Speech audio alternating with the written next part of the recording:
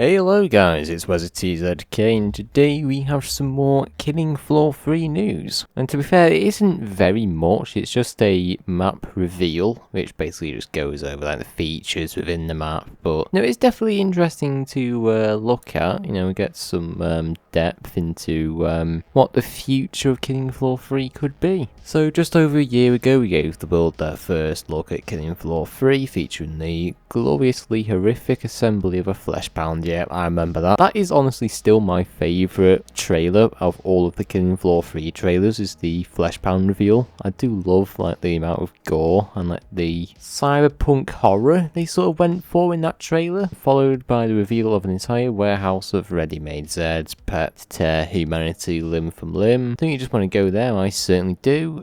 See the sights? Yes, I certainly do. Traverse the corridors whilst breathing in that literally intoxicating new Zed smell. It's officially time to confirm that the Horzine Factory will be one of 7 maps playable in Killing Floor 3 at launch. And I actually did look this up earlier just to check, and Killing Floor 2 in early access only launched with 3 maps from what I could find, but now we have 7 on launch. I do hope they do add more story behind it, like an actual storyline, like Killing Floor mod, where you actually got like a full campaign kind of thing. Not too linear, like you can actually still play the game as normal, but you actually have like a story. And I think that's where objective mode comes in. Anyway, we actually do have a first look at Horzine Factory, I think the map's called. Very interesting. We've actually got on the screen here, it says on-call employee schedule. We've got Hall J, Danson A, like different names up here. Remember, safety is your responsibility. Well, obviously, looking at a facility, we obviously know that's not true. And it says here as well, undetected biometric signature. Please report all violations to... I think that says control, but we've got some more information here. This is the assembly machines. You've got maintenance time here. Something about density. It doesn't make much sense. You can't really see it that well, but hopefully when the map does release, we actually get a better idea of what these screens actually mean, not unless they're just there for decoration. And again, on this screen as well, we've also got more employees here. In fact, the Horzine assembly site in Drayton TX, an entire army of Zeds have accidentally awakened due to internal sabotage. Yeah, totally. It's definitely not like you intentionally made that happen.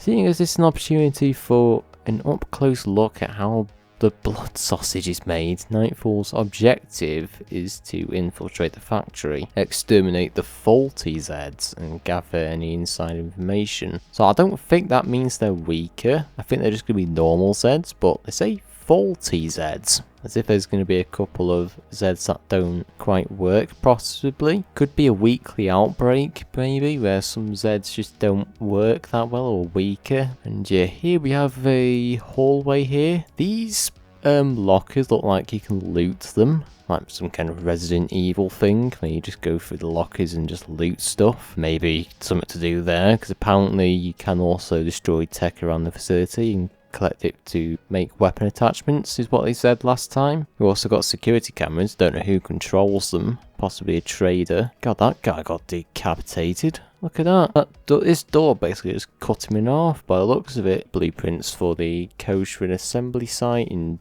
Drayton TX.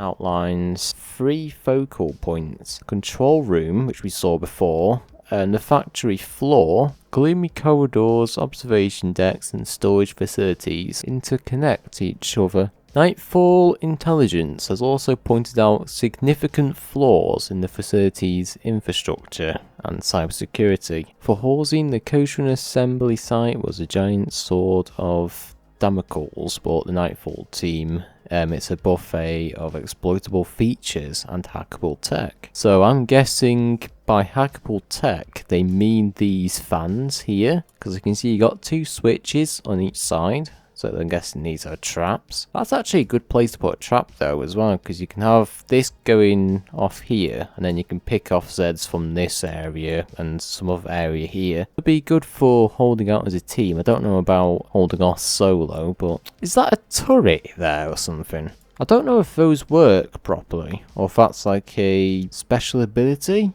kind of thing. They are taking quite a few of the same traps from Killing Floor 2 and adding them in Killing Floor 3, I noticed, but I don't know if that's good or bad, but to be fair, I don't mind it that much. I think more maps in Killing Floor 2 did need these environmental traps, so it is a good thing. To operate successfully, the squad must be wary of this factory's many twists and turns. As the Z horde begins to gather, it's important to establish action and recovery zones quickly by using the environments to your advantage. And yeah, we got a very small looking hallway here.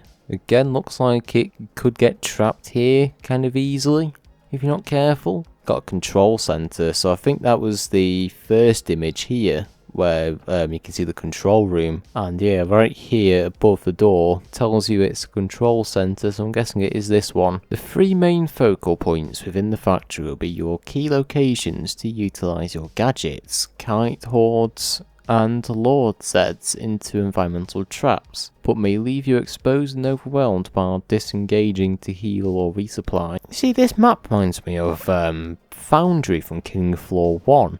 This does look very familiar to Killing Floor 1's Foundry, but I mean, it does have a different layout here. Just these lava bucket things, it reminds me a lot of Killing Floor 1's Foundry. And just looking around the map as well, it looks quite tiny. Like, you got like areas here you can easily get stuck in, like this little corner. I don't think you can jump up here and just escape. You obviously can't jump through here as well. You could possibly mantle onto the stairs, but if you get stuck in here, for example, like where else do you go? And yeah, up here as well, looks like there's another walkway around here.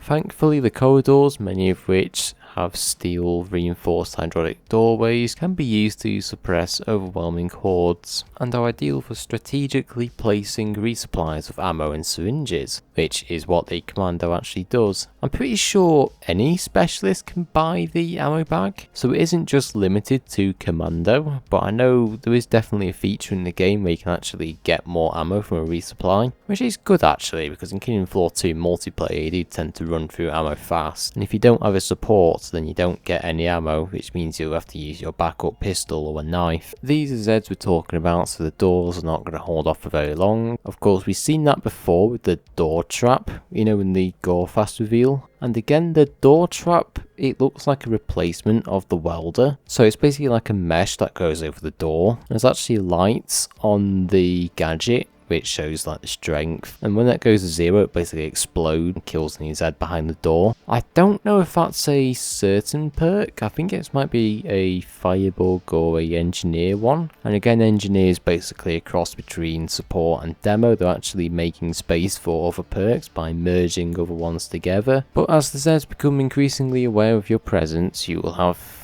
less time to plan, so establishing these actions and recovery zones early will be critical to the mission's success. So obviously there is a lot of teamwork which goes into these maps by the looks of it. The aesthetics of this map draws inspiration from real world references, imaginative concepts, shows a chilling fusion of industrial innovation, manufacturing horror, where AI-driven machines now produce fresh sets for the world. Once a symbol of productivity, this desolate factory has become a hub of death and chaos. And the key goals for the map include creating an immersive atmosphere, using lighting, sound, and set design to fully engage players, evoking emotional responses, incorporating dark hallways and distinctive interiors to inspire fear, suspense, and curiosity, highlighting unique features, showcasing industrial elements like conveyor belts, pipes, assembly machines. So yeah, looks like they're actually thinking a lot more about the map's atmosphere and like effect, which is good. So I noticed towards the end of Killing Floor 2's life cycle, the maps weren't really that great. I don't get me wrong, community maps weren't bad, but it just felt a bit not up to standard. I mean, the original Killing Floor 2 maps actually had some atmosphere and story to them. But you know, it's good to see they're actually going back to the story. I'm actually interested to see if they do add the story, where it will go, etc. We might find that out in objective mode. Hopefully it's up to the standard of Killing Floor 1's objective mode. But yeah, this is it for me. This is basically